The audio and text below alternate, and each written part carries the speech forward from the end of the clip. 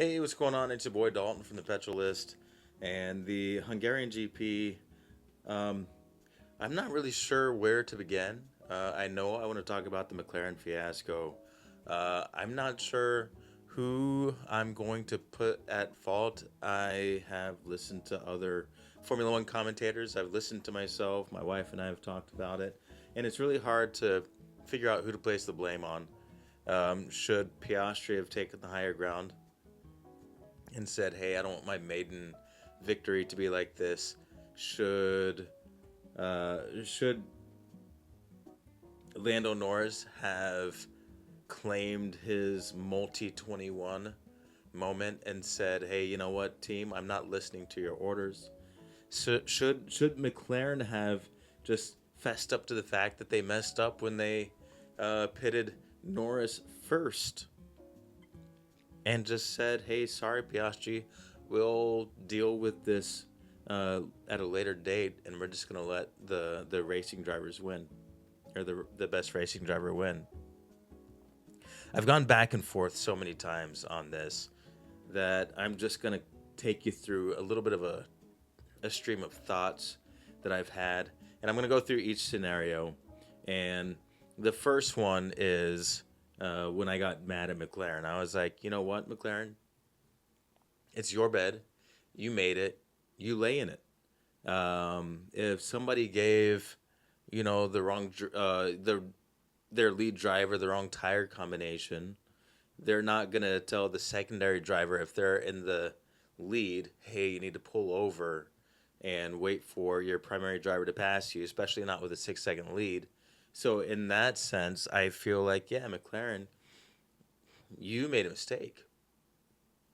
Lando should not have to pay for your mistakes. Matter of fact, I feel like I'm leaning more toward that take on it. On the other hand, Lando Norris, you're 6 seconds ahead, clearly driving better than Piastri at this point.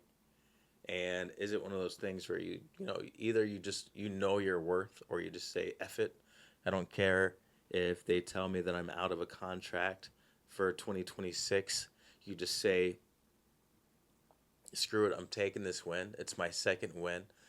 I've driven well. I deserve it." Do you just say, "Screw it to team orders"? I'll tell you what, in the last, I would say, 12 laps of the race, I was gunning for Norris, and I was saying, you know what? Screw McLaren. This is your multi 21 moment, and it's time for you to establish yourself as the dominant driver. And, there comes a point in every championship driver's career where you kind of have to be a jerk. Seb did it. Hamilton did it. Verstappen, definitely, he's done that. But there's got to be that time when you got to be selfish and you're like, you know what, screw you, team orders. I'll go somewhere else if you're that upset by my decision to win a race. Or is it Piastri's fault? Because let's not forget that in lap one, Piastri did actually kind of push Norris wide, and he didn't have to give up the spot. When I first watched it, I was like, yeah, Norris had a bad start, but upon listening to some other folks and then rewatching the footage myself, I was like, wait a second. Piastri did actually push Norris wide, causing him to lose a position. And nobody was talking about that toward the end of the race. And if I were Norris, I'd be extra salty about that. Let's talk about that first push, if you will, because there was something that happened that made me change my mind a little bit about how Mercedes treated Lews Hamilton during I want to say the Spanish, the Barcelona GP. And that is this. Red Bull told Max Verstappen that he had to give the place back after he went off the track and gained an advantage. It wasn't the racing stewards that said that Max had to give up the space. It was Red Bull team management that said he had to give the the place because they didn't want to incur a penalty and whatever that penalty was going to mean. That's the exact same decision that Mercedes made with Lews Hamilton, I want to say, in the Spanish Grand Prix, where they didn't wait for the racing stewards to say something. They just told Hamilton to give the place back to Sainz. So I know Mercedes is not watching this film, but I do think that I owe them a little bit of an apology there, because I guess that is the decision that teams simply make sometimes. All right, McLaren made the mistake. Piastri made a mistake in lap 1. Thusly, I think that it was, and this is me coming to my conclusion in real time, thusly, I think it was in Norris's hands to be the jerk, to deal with the consequences, to tell McLaren that that is the hand, not just the hand that you were dealt, but the hand that you dealt yourself. And I think that Lando Norris missed out on a great opportunity to be that kind of alpha, that relentless champion that the team can believe in, even if they don't like. But here's a small difference between Multi 21 and what happened today. And I also think that this is something that made McLaren stand out as extremely unprofessional today. They had like 12 laps, right? And a good 2 or 3 times a lap, McLaren, I guess it's their racing engineer or something like that, they would get on the horn while Lando Norris is driving, whatever, 200 miles an hour, 150 miles an hour, whatever it was. And they're telling him, if you don't do what we say, the team won't be behind you. I call BS. We'll talk about it on Monday. Do the right thing. And they kept going after him and after him and after him. Lap after lap after lap. It was cringe. It was hard to watch. And ultimately, I lost a lot of respect for McLaren management in this scenario, because they made this team just seem like a bunch of clowns. Like a bunch of guys and gals that were surprised that they were up in the leading positions. They seemed mediocre and unsure and petty. And I'm not saying that I'm no longer a McLaren fan,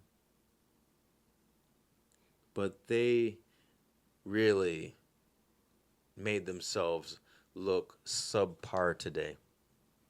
The right move for McLaren would have been to own up to the fact that they should have pitted Piastri first if they really did intend for him to win. And when they saw that Lando Norris had a 6-second lead, they should have just let the guy have it, and just apologize to Piastri later on. And I'm not even sure Piastri deserved an apology, because it was him in the first place that took the lead away from Norris in a questionable manner. And then we'll get to Piastri. I was watching another Formula One commentator, and he said that it would have been great for Piastri to just say, you know what, guys, I don't want to win this way. I don't want my first win to be tainted this way. So you know what? Don't have Lando Norris pull over. I'll beat him some other way. Thumping chest. Yeah, that'd have been badass. But the other part of me was like, is there some monetary reward that we don't know about? Is that the motivation? Is that why Piastri was like, hey, I don't like this win, but I like this $1.5 million. Thusly, I'll adhere. and I'll go ahead and pass and take this win, even if I didn't feel like it was a W. And that gets me into the final point.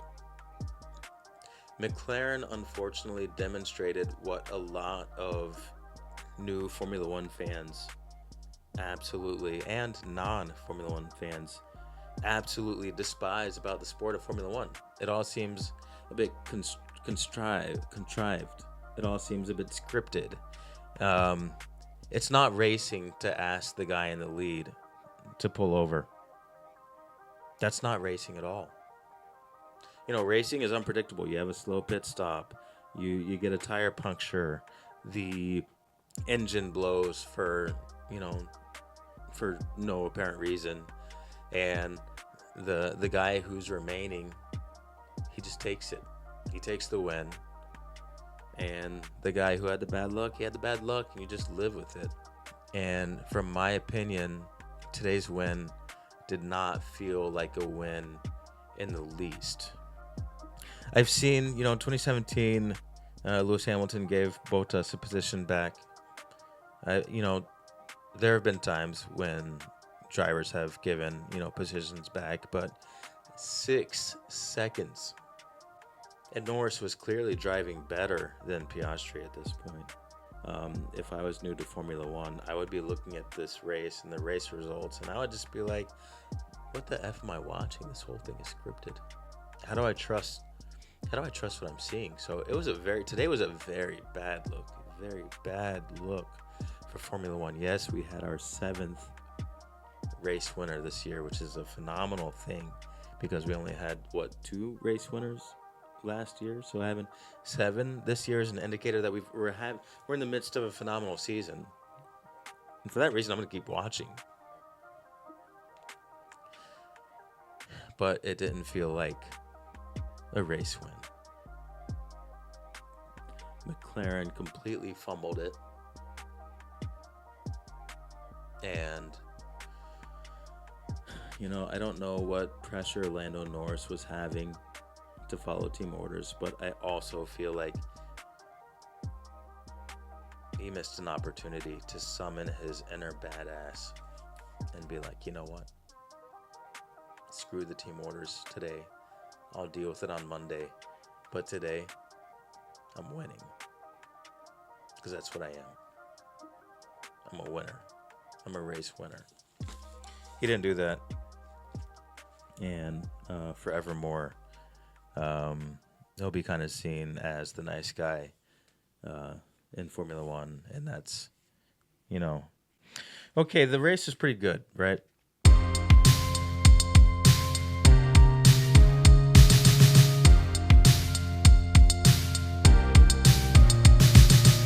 All right, so in the start, Piastri got off to an early lead.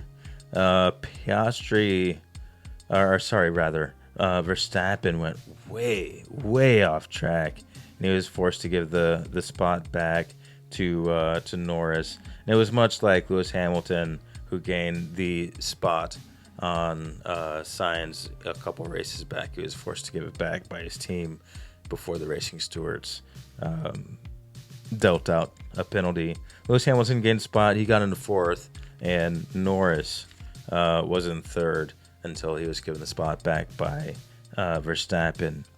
By lap 3, Sainz had taken 6th from Alonso, and the Aston Martins continued to have quite a crappy race, and the Ferraris were in 5th and 6th. Lap 4, Red Bull tells Max to give the spot back, like I mentioned. And like I said in my little dramatic soliloquy in the beginning, I might have to give an apology to Mercedes because they did the same exact thing to Lews Hamilton. And I guess that is just how teams avoid penalties. Norris, notably, he's had 5 pole positions that he could not convert into a race lead by the end of lap 1. That's the 5th time that's happened to him. And while he is a phenomenal driver, I wonder if that is a sign that he is not the champion that everybody wants him to be. And maybe they know the personalities and the data back there at McLaren headquarters. And maybe that's why they're not treating him exactly the way he wants to be treated, or perhaps deserves to be treated. Piastri has a 2.5 second lead by lap 8. Lap 9, Lewis Hamilton has a 1.040 gap behind Max Verstappen. And to me, that's very significant because that shows pace. If Lewis Hamilton is driving almost as fast as Max Verstappen, it tells me that Lewis Hamilton still has it because the Red Bull, the RB20, is a very, very good car. I would say at this point in the season, it's maybe second to the McLaren at this point, but to be driving a Mercedes and to be that close behind Max Verstappen, that says a little something about driver skill. Lap 10. Pit is critical for the top 5. All cars are less than 2 seconds apart, and a slow pit stop will absolutely kill you. Lap 11, Piastri is pulling away, and now he's got a 3-second lead to Lando Norris. And lap 17, the pits are starting. Lewis Hamilton comes in. He's got a 2.3-second pit. Norris comes in, same lap, and he gets a 2.8-second pit, and Piastri with 2.5. So there's a little bit of shuffle with the driver order, but everyone, you can see they're on their A game. Lewis Hamilton gets the fastest lap at lap 18, and by lap 21, I was thinking to myself, Mercedes can use George Russell to see just how far the hard tires can go. Lap 22, Max Verstappen pits with a 3-second pit stop, which is a little bit strange for Red Bull. Kind of shows that there's a little bit of disorganization there. And of note, Max Verstappen, he pits for hard tires. And the RB20 comes alive for some reason or another with hard tires. And he starts to eat up the gap between him and Lewis Hamilton. Signs pits for a 2.5-second pit stop. And by the time lap 22 comes around, Lewis Hamilton has set his third fastest lap of the race. Leclerc continues to have bad luck with a 3.2-second pit stop on lap 24. And Red Bull faster on the hard tires. After Max Verstappen pits, he immediately starts to close the gap between himself and Lewis Hamilton. He starts off with a 7-second gap, and after a couple of laps, he is down to under 5 seconds. We'll talk about that a little bit later. Sainz passes Tsunoda at lap 26. That's about all that Ferrari had in the tank. Still a fast car, but for some reason they just couldn't get it together this race. And by lap 29, Perez is catching Russell, and Verstappen is catching Lewis Hamilton. Leclerc gets 2 fastest laps by lap 30, so we know that the Ferrari does have pace, or at least speed anyway. We don't know what's going on with the race pace, but they've got some speed. And Lewis Hamilton is dropping back. The 2 McLarens are going at the same pace. Max Verstappen is going at the same pace. And it's only Lewis Hamilton that is dropping back. Now this is where it gets really interesting. Lap 34. And I put this in my notes, and I'm like, by the time lap 34 came around, Lewis Hamilton and Max Verstappen were engaged in battle. Max Verstappen, for the life of him, could not catch and pass Lewis Hamilton. And I was like, did Lewis Hamilton lure Max Verstappen into dirty air behind his Mercedes car, forcing him to lap after lap after lap scrub grip off of his tires? Because I thought, seeing Max Verstappen coming out, I thought that Hamilton wasn't going to fight at all, but fight he did, and fight he won, because Max Verstappen just could not pass. To me, that's almost like a trap. Max Verstappen had 5-lap newer tires, and Hamilton just lured him into the dirty air, did not let him pass, and at that point, he is just wearing down his tires. And it ended without a pass. And I said in my notes, even if Max passed, battling in that dirty air will cause tire degradation. So it's a win-win for Lews Hamilton to kind of slow down a little bit and let Max into that dirty air orbit. And that battle lasted, I want to say, from lap 34 all the way through lap like 41 or 42. It was quite amazing to see. It was the first time, and it might not be the first time that a driver's done that, but it's the first time I actually stopped and thought to myself, I was like, is this a trap?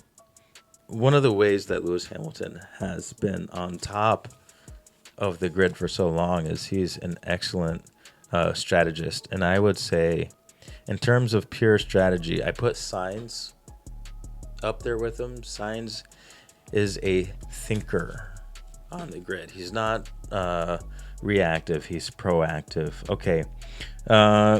Norris was at 1.2 seconds behind Piastri at lap 40. And let's see, they told Lews Hamilton to box also at lap 40, but then they also told him to stay out. And then Lews Hamilton and Leclerc come in at lap 41 at a 2.8 second pit stop for Lews Hamilton and a 2.9 for Leclerc. So Hamilton gets to keep that lead. Leclerc gets the fastest lap by lap 45, and Ferrari is looking better than they have looked. Norris at lap 46, and this is where the controversy starts, is allowed to pit first, even though Piastri was in the lead. Piastri had a 2-second lead, and at first I thought they were manufacturing a pass for Lando Norris, because Lando Norris, after all, has more points in the Drivers' Championship. So I thought that McLaren was like, yeah, Piastri, yeah, you're in the lead, but this guy's closer to beating Verstappen to the Drivers' Championship, so we're gonna go ahead and let that happen. And yeah, was it a little bit ruthless? Absolutely, but is that the name of the game? Absolutely. And so I thought that that's what McLaren was doing, and if that is in fact what they did, I would have left it alone at that point. I would have no questions. I'd have been like, yeah, you guys made the right decision. So Norris at lap 49 was told to give back the position to Piastri. Lap 52, Norris has a safe win. McLaren would be putting themselves at risk, to have Norris slow down.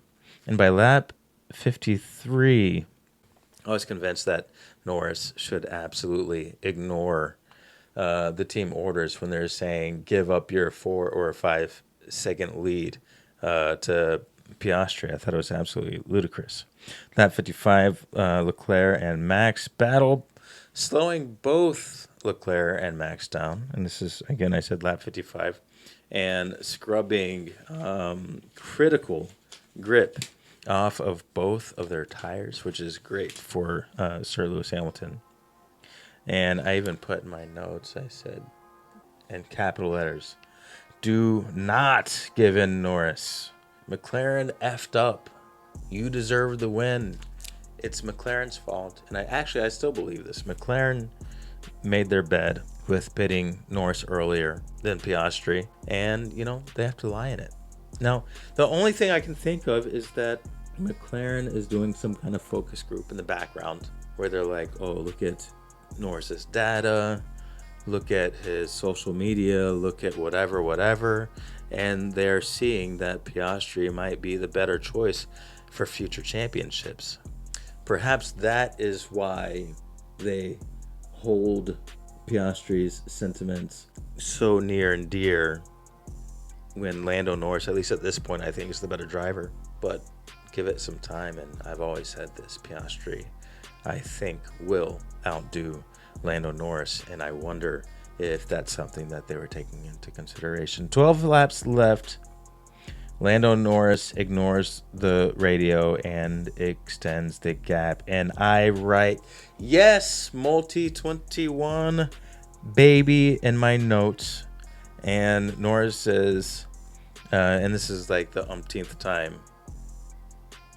that McLaren tells Norris to go ahead and pull over, let Piastri go by, and Norris defiantly says, "Yeah, tell him to catch up then, please." In my mind, perfect response. And then lap 62, Max Verstappen scrubs the rubber off of his rear tire, fighting Lewis Hamilton. And you can tell the grip is starting to wane. And Max Verstappen is getting more and more frustrated. And yeah, I know I might get some comments, but Lewis Hamilton is absolutely the more dynamic driver between Max Verstappen and himself. And so by lap 63, Max completely takes himself out of podium. Now, in this crash, Max says that Lewis Hamilton was moving under braking. I'm sorry to tell you, Max, there was a corner. Lewis Hamilton was turning. You were not turning. You went straight. And that is why you crashed into Lewis Hamilton. And this kind of goes back to the Austrian GP. Max Verstappen tried to bully Lando Norris off of the road. Lando Norris stood firm, and he took the crash. Lewis Hamilton also stood firm, and he was like, "I'm turning into this corner, whether you're there or not, kind sir, because you know you broke too late." And you know how I know he broke too late? Because he locked up both front tires. You don't do that if you're braking appropriately. And appropriately, they considered it a racing incident. Do I think it was a little bit more of a penalty than just a racing incident? Yeah, I think so. But considering the outcome, I say I'm shared. I say let it go. But then again, this is not Max's first bad behavior. And you got to start correcting this. So when do you do it? Is it now? Do you start correcting Max Verstappen while he's weak? And again, this is hardly weak. He's still in the Drivers' Championship lead. But I think this would be a good time to make sure that Max Verstappen is only passing people on merit. And additional notes. McLaren, they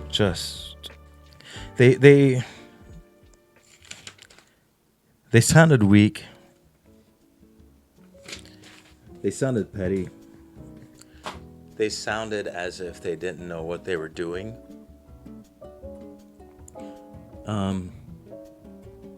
During the end of the race, oh my gosh, I was just as livid with McLaren as I was with Mercedes at the beginning of the season. After the fact, I kind of calmed down a little bit, but I still think that McLaren sounded really amateurish, and they should have just let Lando Norris take the win instead of sounding like they were having an angry fight with their significant other over the radio. And then, there's one other thing that I really got to talk about. And yeah, am I a Lewis Hamilton fan? Sure. But I have to say, the fact that Lewis Hamilton was able to execute a subtle defense that didn't get him penalties against the likes of Max Verstappen and an RB20 that clearly had more straight line speed. That tells you that Lewis Hamilton still has plenty of gas left in the tank. And when he gets to Ferrari, if they have a good car, it'll be truly, truly, truly exciting to see what he's going to do there. Yeah, teams need to start letting drivers win. Mercedes got their lesson with that, whistleblower email. You got to let your drivers win. McLaren, I think they're going to find in the days to come that they should have just let Norris win. And I think Formula One in general, especially since Abu Dhabi 2021, they are very much in danger of looking like a scripted sport. I got a comment the other day. Somebody said that Formula One was kind of like WWE. And I said, I don't think it's quite that bad yet. But after what McLaren did today, it really does sound like, at least at a certain point, they stop the racing and start the scripting. And they really do have to get away from that. All right, that's been your Monday video. That was 32 gosh darn minutes. I got a great response from the Hot Import Nights video and from the impromptu car build video, the BMW, as I called it. So honestly, I think that's what this channel is going to be. It's going to be Formula One news, and it's going to be car shows. Because I gotta whittle it down. You know what I mean? I gotta have, people gotta to be able to expect. They gotta have some clarity on what I'm gonna give them every week. So we already know that I'm gonna be coming with the Formula One stuff, the other stuff, car shows, little, quick car interviews, and maybe new car news, if that car news is interesting enough, which is kind of few and far in between. All right, that's your Monday video. Thanks for tuning in, and I will catch you next time. I have been Dalton. This has been the Petrolist, and you have been great. I'm out.